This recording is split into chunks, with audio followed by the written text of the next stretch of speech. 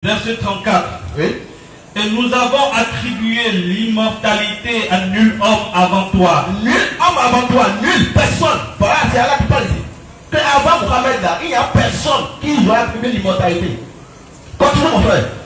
Est-ce que si tu meurs, Est-ce que si tu meurs, ici on parlait à Mohamed, est-ce que si tu meurs, toi, ils seront aux éternels? voilà.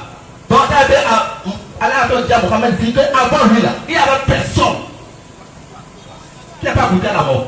Jésus est mort. Le Coran est venu pour combattre Jésus, c'est tout. Le Coran ne connaît pas Jésus-Christ.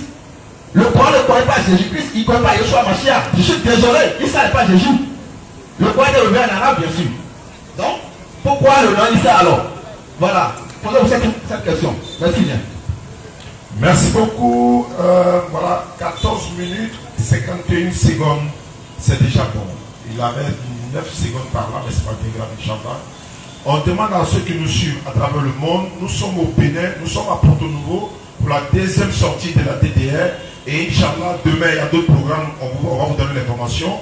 En même temps, on demande au public de s'inscrire pour poser des questions sur le thème. Le thème est Jésus-Christ est-il mort selon la Bible et le Coran? Le vrai Hippolyte et les disciples de Jésus viennent de démontrer par A plus B selon les thèses. Maintenant, on va écouter la DDR. 15 minutes, Jésus est-il mort ou pas? أعوذ بالله من الشيطان الرجيم بسم الله الرحمن الرحيم والصلاة والسلام على رسول الله الحمد لله رب العالمين. Avant de poursuivre, d'entrer dans le vif du sujet, je tiens encore au nom de la DDR rappeler mon frère à écouter ce que j'ai dit au prélude de mes propos, de ramener à la bonne éducation verbale. C'est important. Votre chance, c'est que vous n'êtes pas à Abidjan. De toute façon, il allait vous traiter. Les propos que vous faites sortir, vous allez traiter. Vous allez refuser de répéter ça. Mais on est dans un débat. On n'est pas dans un règlement de compte. Prévoyez vos propos, surtout quand on est dans un public. Apaisons les débats. Mensonge. Non, ce n'est pas les mots à employer quand on est dans un public et qu'on fait un débat sérieux pour se faire comprendre. Vous voyez, nous on est à l'étranger, il y a des propos que l'on ne peut pas dire. Mais toi qui nous reçois, ça doit de bien nous accueillir, de nous montrer la voie à suivre, l'éducation béninoise. Donc reste normal, lucide comme Jésus te l'indique, ne rentre pas dans les invectives, ça ne sert à rien. Revenons au sujet maintenant.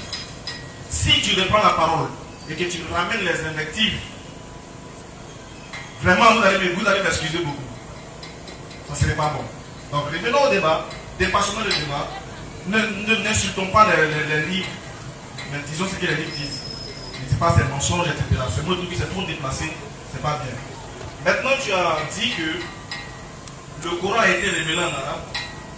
Pourquoi le nom c'est Issa? C'est que ça a été tronqué parce que le vrai nom c'était Jésus. Est-ce que la Bible a été révélée en français? Est-ce que quand l'ange Gabriel est parti parler à Marie, là, il a dit à Marie, ton enfant va s'appeler Jésus?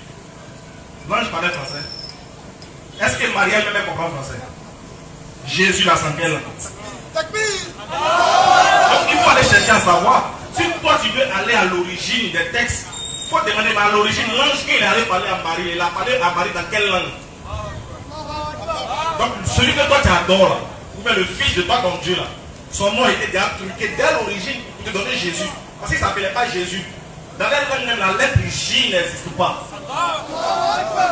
Donc quand tu dis Jésus là, tu parles de quelqu'un d'autre, tu ne parles pas du fils de Marie. Voilà. Donc tu ne connais pas, il ne faut pas te lancer dans les choses que tu ne maîtrises pas.